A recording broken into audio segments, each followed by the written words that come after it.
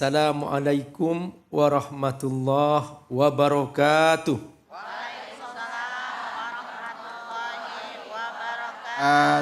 Alhamdulillah wassalatu wassalamu ala Rasulillah wa ala alihi wa sahbihi wa mawala. Asyhadu an la ilaha illallah wa asyhadu anna Muhammadan abduhu wa rasuluh. Allahumma salli ala sayyidina Muhammad wa ala alihi wa sahbihi ajma'in wa ba'du. Bu, ini hari ini ibu-ibu, Masya Allah luar biasa. Senyumnya semangat. Masya Allah, orang senyum itu menyenangkan, Bu. Menenangkan hati. Kalau ibu ketemu saudara cemberut, kira-kira saudaranya seneng gak? Saudara ibu cemberut, ibu seneng gak? Enggak. Ibu pulang ke rumah ketemu suami melengos. Ibu sakit hati enggak? Atau ibu melengos, kira-kira suami lari dari rumah enggak? Ke rumah tetangga. Ke rumah tetangga. Langsung tenangga. Nah ini yang mengerikan nih Bang David ya. Iya. Jadi kita semua Bu, ini rahasia kekuasaan Allah. Allah Maha Kuasa. Sekalipun lahir dari ayah dan ibu yang sama, anak-anak itu berbeda-beda. Wajahnya berbeda, karakternya berbeda, sifatnya berbeda. Betul? Nah, bahkan kembar pun berbeda juga. Dulu Ibunda Hawa melahirkan kembar. Yang lahir laki perempuan. Jadi ada kembar laki perempuan ada. Ada kembar sejenis, laki sama laki, perempuan sama perempuan. Nah, itu pun juga membawa karakter dan sifat yang berbeda. Kapan ketahuan itu? Bahwa itu berbeda, menimbulkan ketegangan. Biasanya kalau berkaitan dengan harta. Betul Bu? Jadi harta itu nggak kenal saudara. Betul ya? Apalagi pembagian harta warisan. Sudah. Di situ terjadi permusuhan. Nah, mari kita belajar sekarang dari surah apa Bu? Al-Hujurat. Apa artinya Al-Hujurat? Kamar-kamar. Jadi dulu rumah Nabi itu berbilik-bilik, artinya berkamar-kamar. Jadi satu kamar, Nabi satu keluarga sama istrinya. Kamar sebelahnya lagi, istri yang lain lagi. Nah itu yang bersama Rasulullah SAW. Namanya Al-Hujurat. Pakai jamak dalam bahasa Arab. Artinya kamar.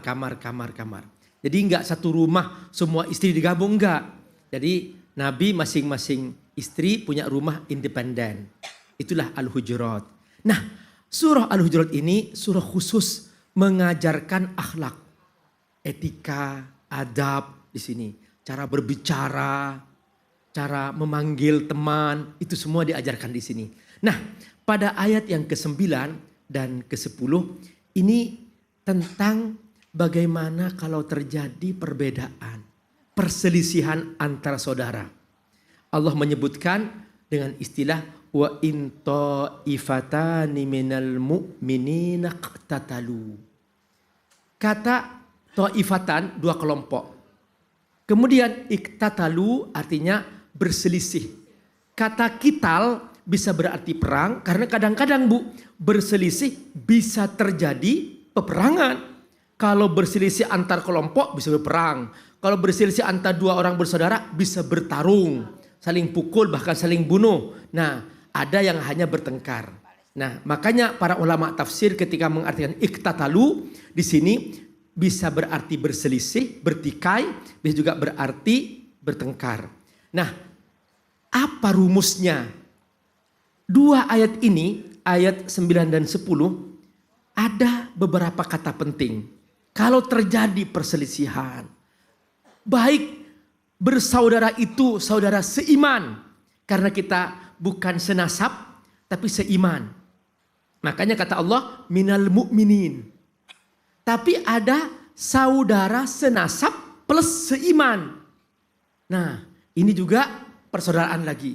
Namun dari persaudaraan ini tidak mustahil terjadi perselisihan. Karena Bu, yang namanya saudara, halo, Ya. seperti pintu dengan daunnya. Ya, dikit-dikit dor, dikit dor. Itu karena bersama-sama. Ibu sama suami, pasti ya Bu ya? Nah, tapi jangan diperpanjang, jangan langsung dipukul-pukulin itu. Bukan pintunya digerbang-gerbangin, bukan. Nah itu biasa, namanya berbunyi itu biasa. Kata Allah rumusnya apa? Fa'aslihu baina akhawaikum. Kalau di sini fa'aslihu bainahuma. Saling kamu memperbaiki antar dua kelompok itu. Jadi kalau ibu menemukan dua orang bertengkar, ibu jadi penengahnya. Caranya gimana? Islah. Dalam cara islah gimana? Ibu boleh dikit-dikit mencari jalan titik temunya. Enggak kok, dia enggak benci sama kamu. Betul? Iya. Oh gitu? Iya. Saya nyangka benci. Enggak, itu hanya gayanya aja. Gitu aja Bu. Dibikin tenang. Oh nanti ibu datang, sudah saya bilangin ke dia. Dia katanya mau damai ke. Oh betul? Iya. Akhirnya dipertemukan. Jadi boleh-boleh dikit ibu dengan gaya ibu sendiri. Ngarang-ngarang dikit. Yang penting untuk perdamaian. Yang penting jangan bohong-bohong amat. Yang tidak boleh dia mengadu domba. Dibikin panas. Ketemu. Ya tuh memang begitu tuh. Udah benci aja sekalian. Nah ini yang gak boleh. Ini namanya ghibah Bu. Nah. Tapi kalau ternyata setelah ibu menengahi. Yang satu gak mau berdamai. Fa in baghat ihdahuma al-ukhra. Nah gak mau berdamai. Ya sudah. Sekalian aja Bu, selesaikan dengan cara yang lain. Faqatilul lati tabghi hatta tafi'a ala amrillah. Hatta tafi'a ila amrillah. Sampai mereka kembali kepada Allah. Intinya kembali kepada Allah. Nah, Bunda, tapi kalau mereka mau berdamai, fa'in fa'at. Fa'at artinya rojaat. Fa'aslihu bainahuma. Maka segera damaikan. Bil adl, tapi dengan cara adil. Wa aqsitu, tegakkan keadilan. Innallaha yuhibbul muqsitin. Allah suka kepada orang yang adil. Nah, ayat berikutnya sama Bu. Menyebutkan tentang orang beriman. Bahwa seharusnya orang beriman harus bersaudara. Innamal mu'minuna ikhwatun. Bahwa tabiat orang beriman bersaudara. Kata innama lil hasr.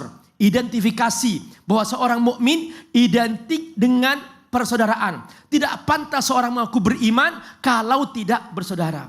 Kata Allah, innamal mu'minuna ikhwatun. Caranya gimana? Sama. Fa'aslihu baina akhwaikum. Ini kata kunci, diulang 2 kali oleh Allah. Fa'aslihu.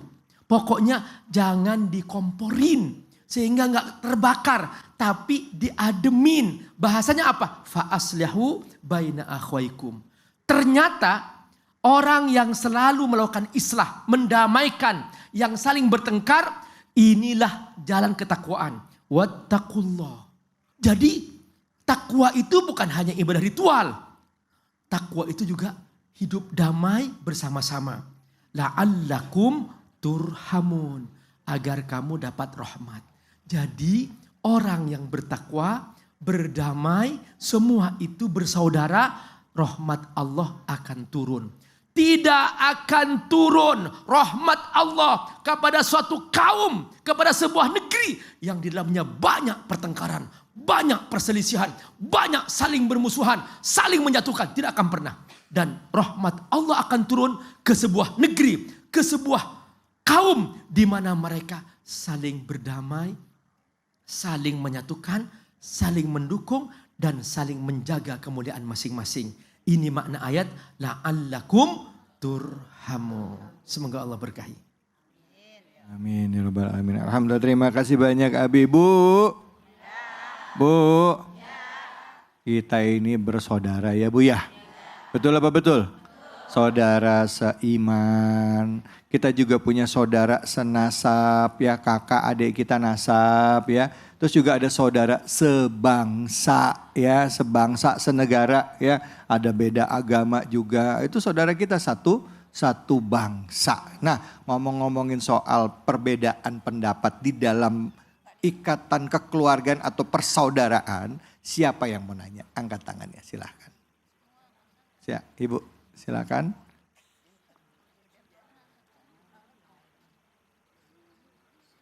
Assalamualaikum warahmatullahi wabarakatuh. Waalaikumsalam warahmatullahi wabarakatuh. Perkenalkan, nama saya Dewi dari Majelis Taklim Khairun Nisa, Samudra, Depok. Saya ingin menanyakan, kalau ada dua bersaudara yang saling bermusuhan, kita udah berusaha mendamaikannya, Ustaz. Tapi salah satunya memusuhi kita. Bagaimana sikap kita? Oke, ya baik, itu saja Ibu. Ya. Oke, terima kasih Ustaz, Ibu. ya. Yuk, Assalamualaikum warahmatullahi wabarakatuh. Baik, ini Ibu Dewi putih di antara yang merah. Selera aja udah beda ya warna ya. Silakan Abi bisa dijawab Abi. Masya Allah, luar biasa. Jadi aku sudah ingin menjadi nih juru damai. Kok malah Dimusuhi. dimusuhi. Oh. Iya. Jadi dulu ada salah seorang sahabat namanya Nuaim. Dia masuk Islam di tengah malam. Gak ada yang tahu dari kaum itu. Terus dia minta izin ke Nabi, wahai Nabi, aku ingin membuat nih perdamaian supaya di kota Madinah ini damai. Terus kemudian waktu itu terjadi perang Ahzab. Semua berkoalisi ingin memusuhi orang Islam, menyerang orang Islam. Nah, akhirnya apa? Nuaim ini pakai cara-cara. Terus kata Nuaim, wahai Rasul, boleh nggak aku berbohong? Ya, al-harbu khid'ah, boleh aja. Tapi untuk mendamaikan. Nah akhirnya apa? Dia datang kepada orang Yahudi. Yahudi, kamu kenapa sih kok berkoalisi sama orang kafir?